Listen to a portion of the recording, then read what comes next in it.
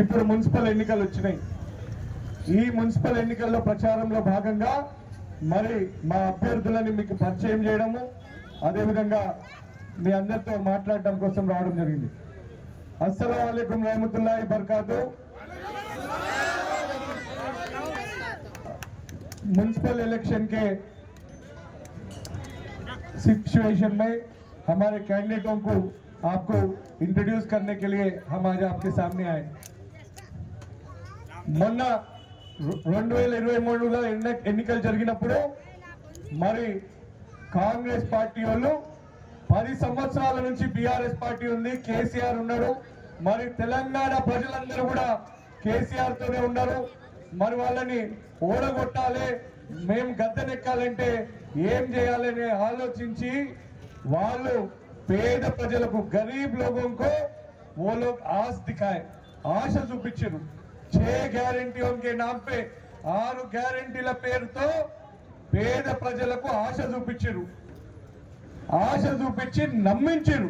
భరోసా card అని ఎంత ఇచ్చిరమ్మా మీ అందరికి భరోసా కార్డులు అని చెప్పి అప్పుడు అలా సంతకాలు పెట్టి ఇచ్చింది కదా, మేము వచ్చినాక 6 గ్యారెంటీలు ఇస్తామని చెప్పి।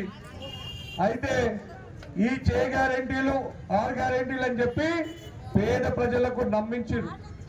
మళ్ళీ నేను అడుగుతున్నా, कांग्रेस पार्टी हुकूमत में आकर आज 2 साल हो रहा है, ये 2 साल में एक भी गारंटी उन्होंने अमल नहीं किया। उन लोग क्या बोले, 2000 पेंशन है तो 4000 पेंशन दूंगे, 4000 पेंशन देंगे बोल के उन्होंने बताया था।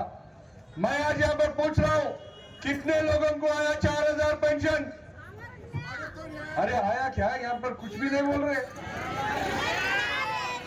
नहीं आया बोले तो पूरे लोग हाथ उठाइए। नहीं आया। ಈಗ ఇంకోటి అనుకున్నారు వాళ్ళు, ఈ ఆడవాళ్ళని పట్టుకుంటే వాళ్ళు గొడవ పెట్టైనా మొగళ్ళతోని వాళ్ళ ఇంట్లో పిల్లలతోని ఓట్లు వేపిస్తారని। ఇక ఆడవాళ్ళను ఆశ చూపెట్టాలంటే ఏం చేయాలి? రేషన్ కార్డు ఉన్న ప్రతి ఒక్కరికి 2500 రూపాయలు ఇస్తామన్నారు। ఇక మీరు ఏం డిసైడ్ చేసుకున్నారు?